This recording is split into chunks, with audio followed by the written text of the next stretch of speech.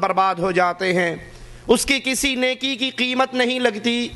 اس کے کسی عمل کو ترازو میں تولا نہیں جاتا،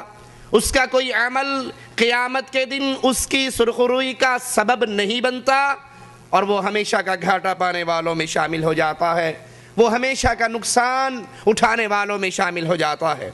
اللہ کی کتاب ہمیں بتاتی ہے هل اتاك حدیث الغاشیہ وجوہ یومئذ خاشیہ عاملۃ ناصبہ تصلی نارا حامیہ۔ اے لوگو، اللہ کے قرآن پہ غور کرو، مالک کے احکام پہ غور کرو، قرآن کے آوازے پہ غور کرو۔ مالک عز و جل ہمیں اطلاع دیتا ہے کہ آپ کے پاس چھا جانے والی قیامت کی خبر نہیں آئی، اس دن بہت سے چہرے ذلیل ہوں گے۔ اے اللہ،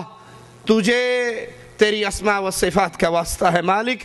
جس دن لوگوں کے چہرے ذلیل ہو رہے ہوں گے، اللہ اپنی رحمت سے ہمارے چہروں کو منور فرمانا،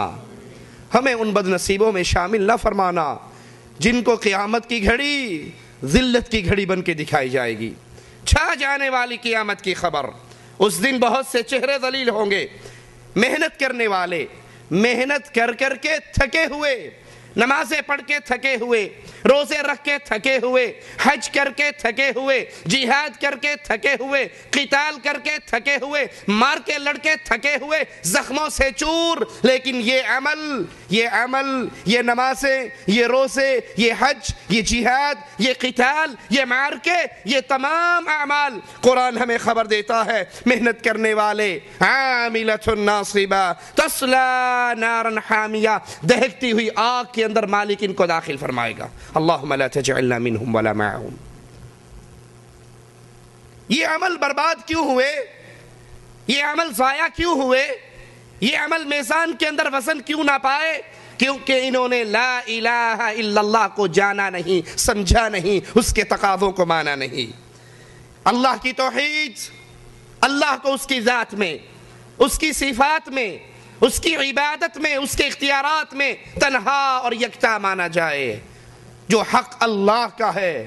وہ کسی اور کو نہیں دیا جا سکتا، وہ اپنی ذات میں یکتا ہے، وہ اپنی ذات میں تنہا ہے، وہ کائنات پوری کا نظام چلانے والا ہے اور تنہا پوری کائنات کا نظام چلاتا ہے۔ قل هو اللہ احد، وہ ایک ہے، وہ بے نیاز ہے، لم یلد ولم یولد، نہ اس نے کسی کو جنا ہے نہ وہ جنا گیا ہے، اور کائنات میں کوئی اس کا ہمسر، اس کا ہم پلہ نہیں ہے، اس کے برابر کا نہیں ہے۔ کلمہ پڑھنے کے بعد کہنے والے تو پھر بھی کہہ جاتے ہیں خدا دا پھڑیا چھڑاوے محمد، محمد دا پھڑیا چھڑا کوئی نہیں سکتا، لا حول ولا قوت الا باللہ، کہ جس کو اللہ پکڑ لے اس کو محمد صلی اللہ علیہ وسلم چھڑا سکتے ہیں، لیکن جس کو محمد پکڑ لے اس کو کوئی نہیں چھڑا سکتا، یعنی اللہ بھی نہیں چھڑا سکتا۔ لا حول ولا قوت الا باللہ، اللہ کے برابر کا، اللہ کا ہمسر، اللہ کا ہم پلہ کوئی نہیں ہے، وہ یکتا ہے، غنی ہے، تنہا ہے۔ قرآن حکیم بیان فرماتا ہے، غور کیجئے، ان فی خلق السماوات والارض واختلاف اللیل والنہار والفلک التي تجری فی البحر، یہ قرآن کی آیات، یہ کھلی ہوئی نشانیاں، یہ اللہ کی توحید کے دلائل ہمیں لا الہ الا اللہ کا مفہوم یاد کرواتے ہیں۔ ان فی خلق السماوات والارض، اللہ نے آسمان کو پیدا کیا، اللہ نے زمینوں کو پیدا کیا، اس آسمان اور زمین کی پیدائش میں اللہ کی توحید کی نشانی ہے۔ واختلاف اللیل والنہار، دنوں کا آنا اور جانا، عدل اور بدل،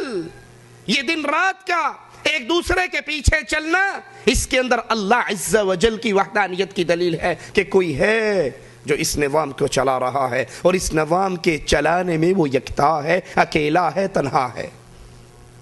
والفلک التي تجری فی البحر بما ينفع الناس، سمندر میں کشتی چلتی ہے، لوگوں کے فائدے کے لیے چلتی ہے، لوگوں کا سامان لے کے چلتی ہے، اس سمندر کے اندر اس لکڑی کو پانی کے اوپر چلانے والا، اس کی حفاظت کرنے والا، اس کو ساحل پہ لگانے والا کوئی ہے جس کی وحدانیت پہ ایمان لانے کا حکم ہم انسانوں کو دیا گیا ہے۔ وما انزل اللہ من السماء من ماء، اس آسمان سے پانی برستا ہے، اس پانی کو برسانے والا تنہا اللہ، اس بارش کو برسانے والا اکیلا رب، اس بارش کو زمین پہ اتار کر فَأَحْيَا بِهِ الْأَرْضَ بَعْدَ مَوْتِهَا، اس مردہ زمین کو زندہ کرنے والا، اس سے انگوریے پیدا کرنے والا، اس سے ہمارے لیے پھل پیدا کرنے والا۔ وَبَثَّ فِيهَا مِن كُلِّ دَابَّةٍ، زمین پہ گھوم لیجئے، کہیں مور کے پروں کو دیکھیے اور رنگ ہے،